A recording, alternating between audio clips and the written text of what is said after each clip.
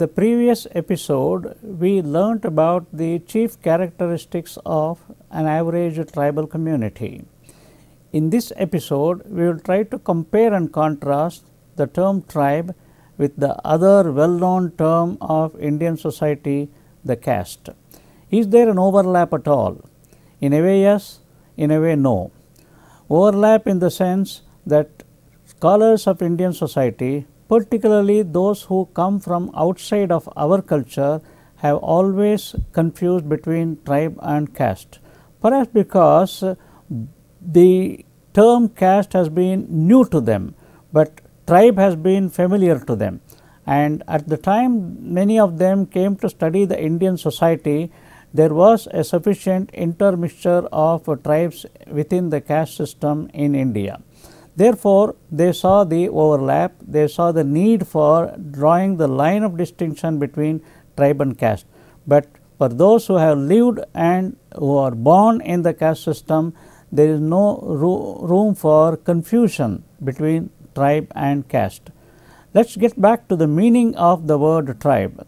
Going back to the Victorian scholars who used the term tribe for the first time because they have seen the people living a different way of life remote from the modern civilization. But then very soon they realized that there is plenty of diversity when they look at the tribes living in Americas, Africa and the other islands and then down in India. There is so much of diversity in tribal life, there was need to come to a particular acceptable meaning of the word tribe. Well, then anthropologists arrived on the scene. A very interesting, even the arrival of anthropologists has been little diversified.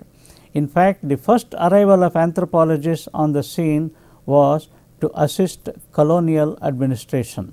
Very soon some of these anthropologists were blacklisted by those who were conducting serious scientific studies of tribes, because anthropologists who lined up themselves with colonial administration were charged with bias.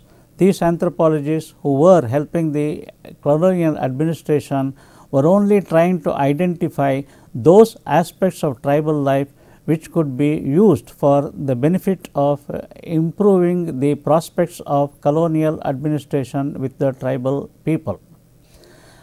Concept of self-sufficiency, self-contained close community is something very unique with an average tribal community. They are self-sufficient not because everything is available to them, but because they were using everything that was available. Their needs themselves were limited. Their needs were so limited that they did not think of anything that they needed for their everyday life outside of the community. Whatever little they needed, they would always go in for exchange among and between themselves and also from the neighboring tribal communities. Now, let us get for a moment into the term caste and its meaning. Earlier I said the difference between caste and tribe is there and it is not there. There is overlap, there is no overlap. Now, the common factor between tribe and caste is that both of them come by blood. You are a tribal man only if you are born in the tribe. There is nothing like an outsider going and becoming a member of a tribe. To be a member of a tribe, you have to be born in the tribe. Similar is the term caste. To be a member of a caste, you have to be born into the caste group. Therefore, the comparison ends there between caste and tribe. Now, let us get a little deeper into the theories of caste system.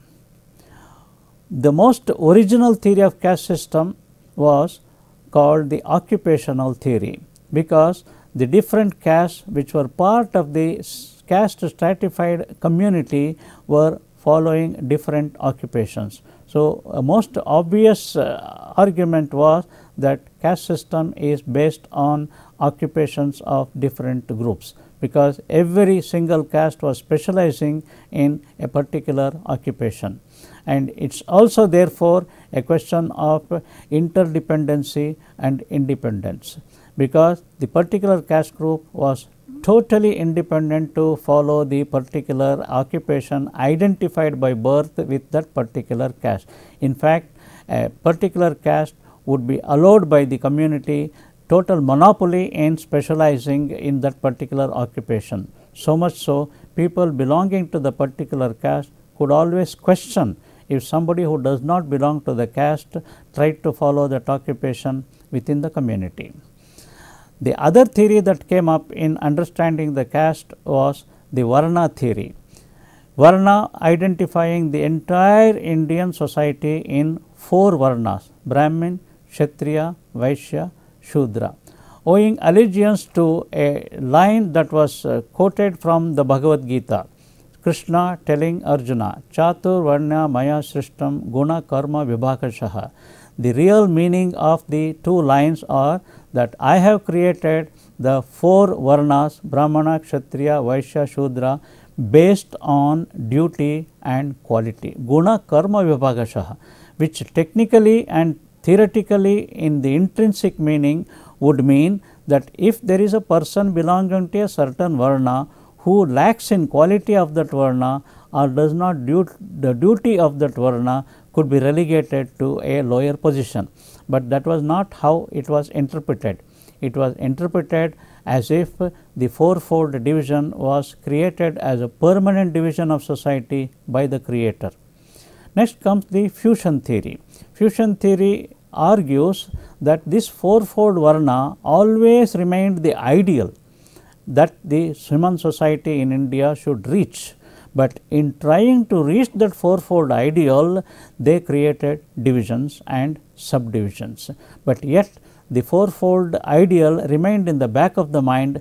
That is how even today, although there are so many groups, say among the Brahmins, so many dozens of groups are there, but still all of them identify themselves as belonging to the larger Brahmin category. Similarly, the case with the Kshatriyas, the Vaishyas and the Shudras. There are so many subdivisions among them, but yet in the back of the mind they are ready to come together in the name of one nomenclature in line with the fourfold Varna theory. Therefore, fusion theory argues that this fourfold Varna has always remained an ideal, but in trying to move towards that ideal, human society in India has created different divisions. Fission theory, which speaks of the opposite, that in trying to move towards that fourfold theory, people got into dividing themselves into splinter groups. Yet the common nomenclature does remain, but then in all everyday life, for all practical purposes, each subdivision leads its own life as a subdivision with very little interaction among and between similarly defined subdivision groups. And most important aspect of the caste system is marriage. It is only through marriage, whether it is fusion or fission, whatever is maintained. Therefore, the ultimate control in caste system is on how people get married, whether within the caste or outside the caste. So, therefore, the marriage within the caste group became very, very vital for maintaining the caste system. Finally, comes the conspiratorial theory. The argument here is that the Brahmins and the Kshatriyas got together in a conspiratorial agreement in order to control the society. We know from the Hindu society, we know from the Hindu kingdoms of our ancestors from time immemorial that every Hindu king invariably had Brahmins as the advisors. So, the conspiratorial theory argues that the Kshatriyas and Brahmins came together into a secretive agreement so that they could control the larger society, that they would feed each other, they would depend on each other, they would conspire with each other in order to keep the larger society under control. This is the essence of conspiratorial theory. Anthropologists have differed in their opinion about the tribe as well as caste, whether they are different, whether they are the same, whether there is a continuum between the two.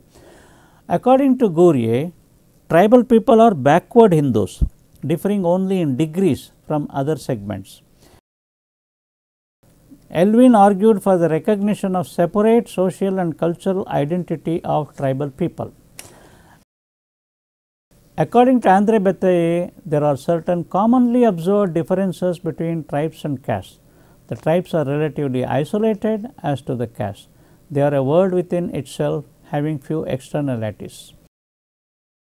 According to N.K. Bose, there are many similarities in customs between tribes and castes, and they are interdependent.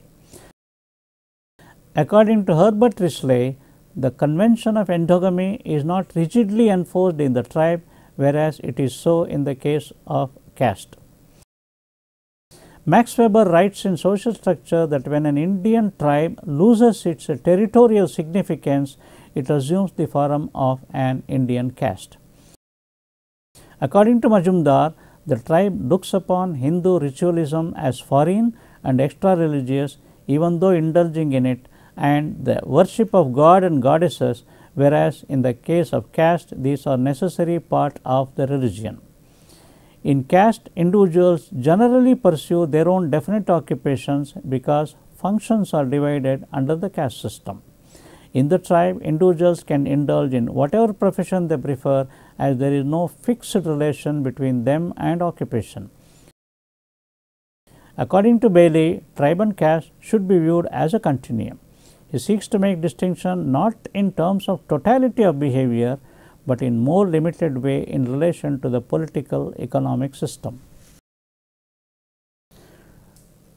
To conclude our learning in this particular episode, a few things still remain. The way the tribal people have come under the influence of the caste system have been different. Some of them have got in touch with the caste system by entering into the territory of the areas ruled by the kings, but yet did not become a part. So, there have been stories of several tribal groups which became part of the larger Indian reality of caste system, but did not assimilate. So, there have been different examples from India of part assimilation and total assimilation. The totally assimilated tribes have become now totally under the list of the scheduled tribes. They have become part of the caste system. The interesting thing in the caste system is that till the scheduled tribes arrived as parts of the caste system, the scheduled caste people remained as the most suppressed section of the caste hierarchy within the community. And as the scheduled tribe people became part of the caste structure, perhaps for the first time, scheduled caste people themselves could look upon another group which they could suppress, just in the manner in which they had got suppressed over the generations by the higher caste groups. There are interesting comparisons between the way the tribal communities have become a part of the larger Indian society and the way the colonies have become part of the larger American society.